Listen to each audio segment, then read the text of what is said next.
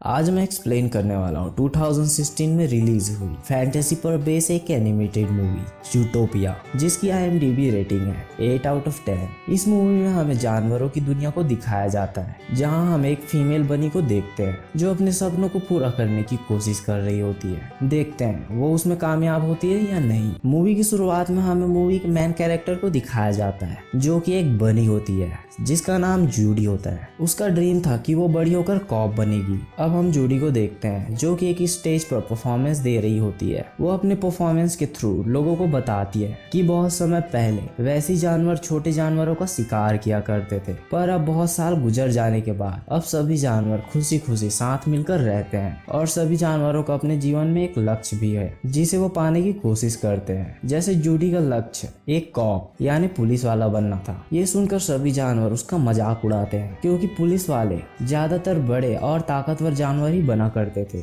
इसके बाद जूडी सभी को जूटोपिया सिटी के बारे में बताती है, जहाँ पर किसी को कुछ भी करने की आजादी थी, यानी यहाँ पर कोई भी कुछ भी बन सकता था। यहाँ किसी को छोटा या बड़ा नहीं समझा जाता था। पर जूडी के मॉम डैड उसे समझाते हैं कि आज तक कोई भी बनी कॉप नहीं बना है, इसलिए उसे भी कॉप बनने का सपना छोड़ देना चाहिए। पर जूडी अपने लक्ष्य को लेकर बहुत फोकस होती है। अब हम देखते हैं कि जूडी अकेले कहीं घूम रही होती है, जहाँ पर उसे एक फॉक्स डराता है ताकि वो कॉप बनने का सपना छोड़ दे। पर उस फॉक्स के डराने के कारण जूडी का लक्ष्य और भी पक्का हो जाता है। भले ही एवोल्यूशन के बाद सभी जानवर एक साथ मिलकर रह रहे हों, पर अभी भी छोटे जानवरों को जंगली जानवरों से डर लगता था और बनीस को सबसे ज्यादा डर फॉक्स से लगता था। अब हम देखते हैं कि 15 साल बीत चुके हैं और जूडी बड़ी हो चुकी है और वो कॉप बनने के लिए ट्रेनिंग कर रही होती है, जहाँ उसे बहुत कठिन ट्रेनिंग करनी पड़ती है। और जूडी आखिरकार अपने परिश्रम की बदौलत कॉप बनने में कामयाब होती है और सिटी के मेयर मिस्टर लायनहार्ट जूडी की पोस्टिंग जूटोपिया सिटी में करते हैं। इस बात पे मेयर की असिस्टेंट बेला बहुत खुश होती है क्योंकि अब उसकी तरह छोटे एनिमल्स भी अब अच्छे पोस्ट पर आ रहे हैं। पर इस बात से जूडी की फैमिली काफी परेशान होती है क्योंकि जूडी बड़े बड़े एनिमल्स के साथ काम करने वाली थी और वो सबसे ज्यादा फॉक्स को लेकर डर रहे होते हैं। इसलिए वो जूडी को एक फॉक्स रिपेलिंग स्प्रे देते हैं ताकि जब जूडी से कोई बदतमीजी करे तो वो उसे भगा सके।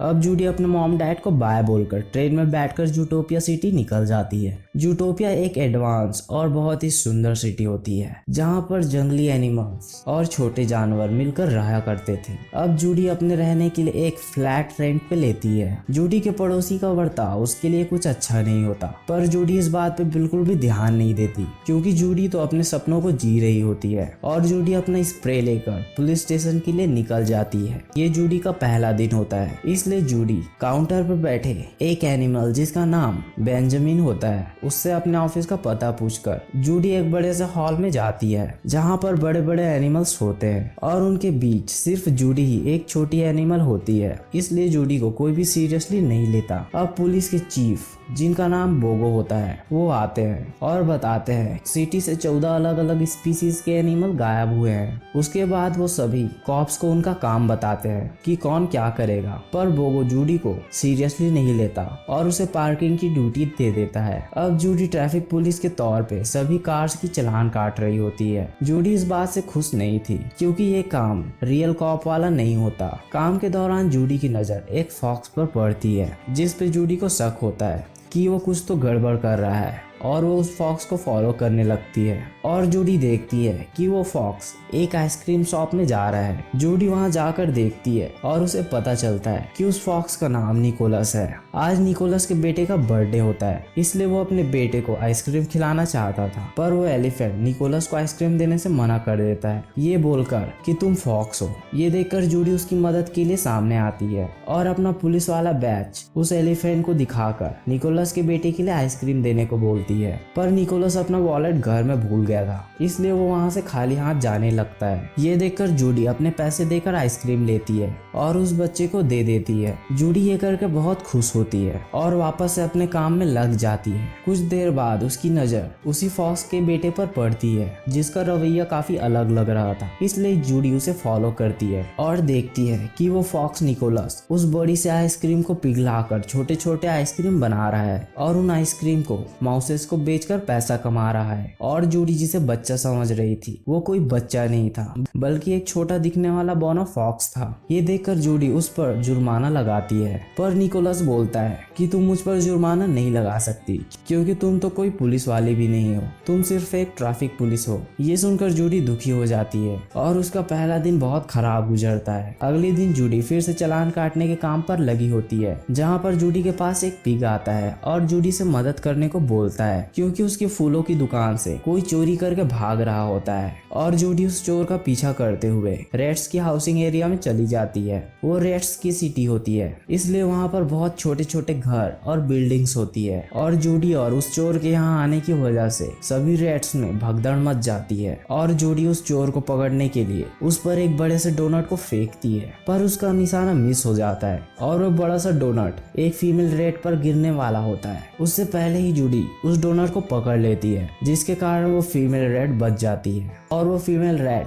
जूडी को थैंक्स बोलती है। और जूडी फिर से उस चोर को पकड़ने के लिए उसके पीछे भागने लगती है और आखिरकार उसे पकड़कर पुलिस स्टेशन ले आती है। पर बोगो जूडी को सुनाने लगता है क्योंकि वो अपना काम छोड़कर चोर पकड़ रही थी। तभी वहाँ पर मिसेस बर्मिन आ जाती है और अपने पति एमेट को ढूंढने को बोलती है क्योंकि उनका पति भी उन 14 मिसिंग एनिमल्स में से एक होता है। पर बोगो के कुछ बोलने से पहले जूडी बोलती है कि मैं आपके पति को जरूर ढूंढूंगी। तभी वहाँ पर मेयर की असिस्टेंट बेला आ जाती है और जूडी को इस काम को करने के लिए प्रोत्साहित करती है। इसलिए बोगो बेला के सामने जूडी को मना नहीं कर पाता, पर बोगो जूडी को ये काम करने के लिए सिर्फ 48 घंटे का समय देता है और बोलता है कि अगर तुम उसे 48 घंटों से पहले नहीं ढूंढ पाती तो मैं तुम्हें पुलिस से रिजाइन कर दूंगा। जूडी के पास अपने आप को प्रूफ करने का एक मौका होता है, इसलिए जूडी मान जाती है और जूडी छानबीन स्टार्ट करती है। और एमेट के फाइल को देखने पे पता चलता है कि वहाँ पे एविडेंस के तौर पर उसके गायब होने से पहले की सिर्फ एक फोटो ही बस होती है, जिस फोटो में वो निकोलस की बनाई हुई आइसक्रीम खा रहा होता है। इसलिए वो और एविडेंस का पता लगाने के लिए निकोलस से पूछताछ करने को जाती है और निकोलस से बातों बातों में उगलवा लेती है कि वो अपना टैक्स जमा नहीं करता। और ये बात जूडी सबूत के तौर पर रिकॉर्ड कर लेती है और निकोलस को जेल भेजने की धमकी देने लगती है, जिसके कारण निकोलस को उसकी मदद करनी पड़ती है। अब निकोलस भी अपने आप को बचाने के लिए उसकी मदद करने को तैयार हो जाता है और निकोलस जूडी को बताता है कि मैंने लास्ट बार एमेट को एक कार में बैठकर जाते हुए देखा था, जिसका नंबर उसे पता था। पर जूडी के पास अभी प्रॉपर कॉप की पावर नहीं होती, इसलिए निकोलस उस नंबर प्लेट की कार का पता लगाने में उसकी मदद करता है और जूडी को अपने एक दोस्त के पास ले जाता है और वो उन्हें उस कार का एड्रेस देता है। ये सब करते हुए रात हो चुकी थी। अब वो दोनों उस पते पर जाते हैं और वो कार उन्हें वहाँ पर मिलती है, पर उस कार की हालत बिल्कुल भी अच्छी नहीं होती। कार को देखकर लग रहा था जैसे अंदर कोई वैसी जानवर बैठा हुआ था। निक वो कार देखकर पहचान लेता है कि वो कार किसकी है और निकोलस घबराकर वहां से निकलने वाला होता है। तभी वहां पर 2 पोलर बेयर आ जाते हैं और जूडी और निकोलस को सिटी के सबसे खतरनाक डॉन मिस्टर बिग के पास ले जाते हैं, जो कि एक छोटा सा रैट होता है। बहुत समय पहले निकोलस ने मिस्टर बिग के साथ भी धोखा किया होता है, इसलिए मिस्टर बिग निकोलस से नफरत करते थे। पर जूडी जब मिस्टर बिग को अपना पुलिस वाला बैज दिखाती है तो मिस्टर बिग उन दोनों को बर्फ वाले पानी के अंदर फेंकने का ऑर्डर दे देते हैं और वो पोलर बेयर उन दोनों को पानी में फेंकने ही वाले होते हैं कि तभी वहाँ पर बिग की बेटी आ जाती है, जिसकी शादी होने वाली होती है। ये वही होती है जिसकी जान जूडी ने उस बड़े से डोनेट को रोक के बचाई होती है। वो जूडी को पहचान लेती है और अपने डैड को बताती है कि इसी ने मेरी जान बचाई थी, इसलिए मिस्टर बिग उन्हें माफ कर देते हैं। और जूडी बिग से एमेट के बारे में पूछती है और मिस्टर बिग बताते हैं कि एमेट हमारे लिए सालों से काम किया करता था। लास्ट बार जब बिग ने एमेट को लेने के लिए जब अपने ड्राइवर को उसके पास भेजा तो रास्ते में एमेट किसी पागल जानवर की तरह बिहेव करने लगा था और उसने मेरे ड्राइवर पर अटैक भी किया और वहां से भाग गया। अब जूडी उस ड्राइवर के घर पूछताछ करने के लिए जाती है। उसकी हालत देखने में बिल्कुल भी ठीक नहीं लग रही थी और वो अपने इस हालत का कारण एमेट को बताता है और पूछताछ में पता चलता है कि एमेट उस पर हमला करते समय सिर्फ नाइट हाउलर का नाम ले रहा था, उससे पहले कि वो ड्राइवर कुछ और बताता।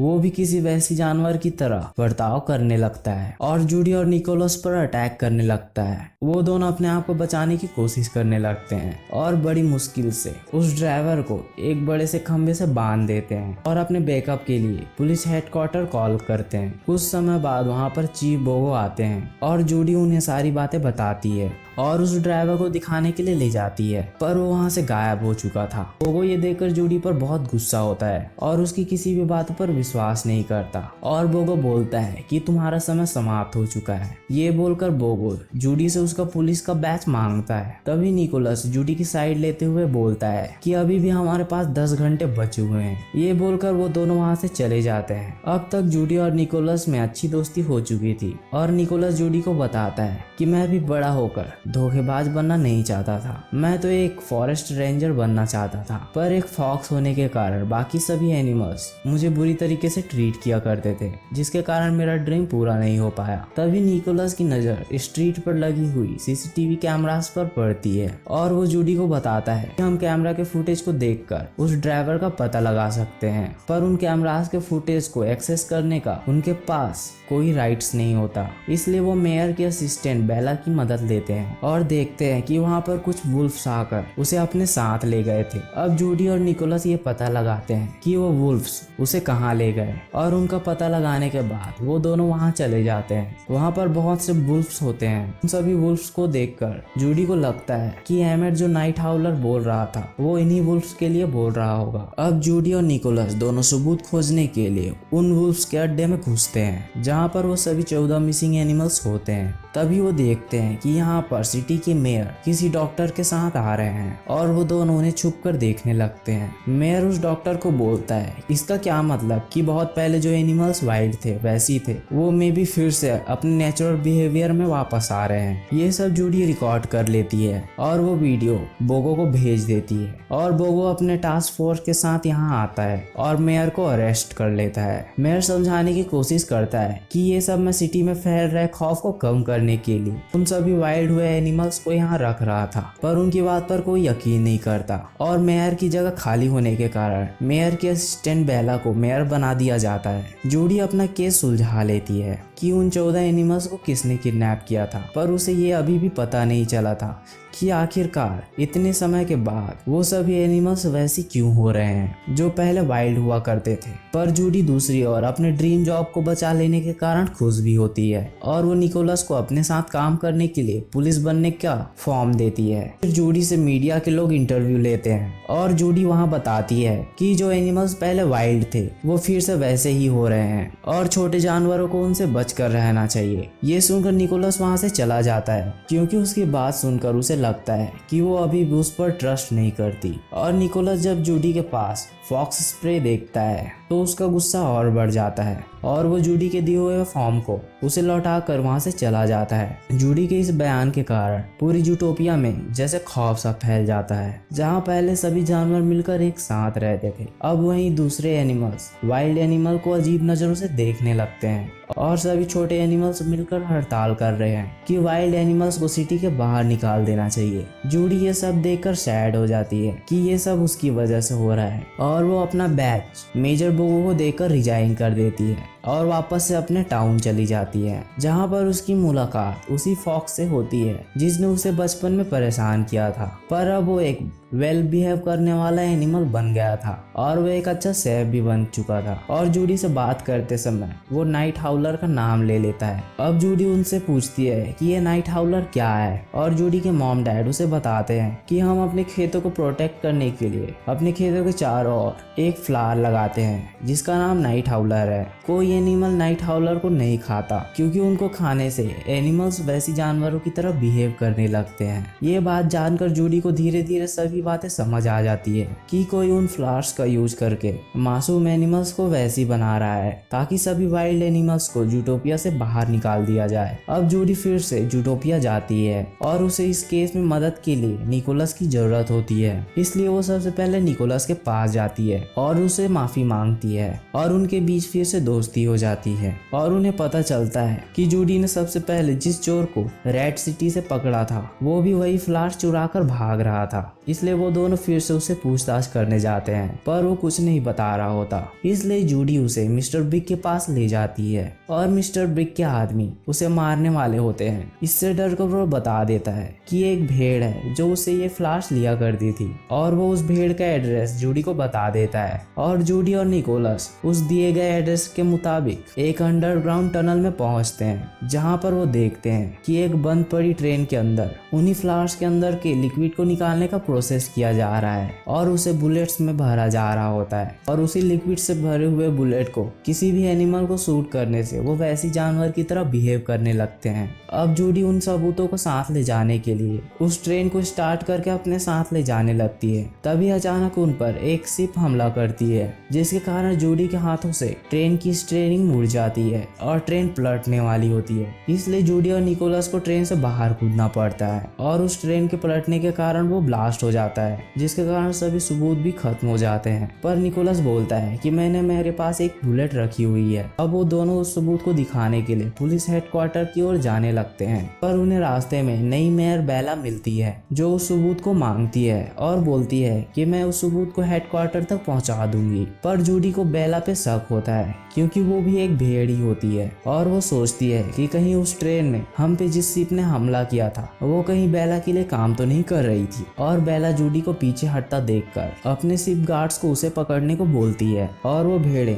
जूडी से सबूत वाला डिब्बा लेकर उन दोनों को एक गड्ढे में फेंक देते हैं। और जूडी को सबक सिखाने के लिए वो नई मेयर वो गोली निकोलस को मार देती है, जिसके कारण निकोलस भी वैसी जानवर की तरह बिहेव करने लगता है। और वो नई मेयर बेला अपना गुनाह कन्फेस करने लगती है कि इन बड़े जानवरों को हम छोटे जानवरों की कोई परवाह नहीं है, वो हमेशा हमें नीचा दिखाते हैं, इसलिए मैंने ये सब किया। और जूडी ये सब रिकॉर्ड कर लेती है और हम देखते हैं कि निकोलस भी ठीक होता है, क्योंकि उसे वो बुलेट नहीं लगी होती और वो नाटक कर रहा होता है ताकि वो उसका कन्फेशन रिकॉर्ड कर सके। और वहाँ पर बोगो अपनी फोर्स के साथ आ जाता है और नई मेयर बेला को उसके क्राइम के लिए अरेस्ट कर लेता है, और मिस्टर लॉयन हार्ट को फिर से सिटी का मेयर बना दिया जाता है और सब पहले की तरह हो जाता है। सभी एनिमल्स फिर से एक साथ मिलकर रहने लगते हैं और निकोलस भी जूडी के कहने पर पुलिस ज्वाइन कर लेता है, और निकोलस को एक अवार्ड भी दिया जाता है क्योंकि वो सिटी का सबसे पहला फॉक्स कॉप होता है। और आखिरकार जूडी की काबिलियत को सब जान जाते हैं और उसे असल में असली मुजरिमों को पकड़ने का काम दिया जाता है, और इस तरह इस मूवी की हैप्पी वाली एंडिंग होती है। अगर आपको ये मूवी की एक्सप्लेनेशन / समरी अच्छी लगे तो प्लीज वीडियो को लाइक और कमेंट जरूर करें। Thank you.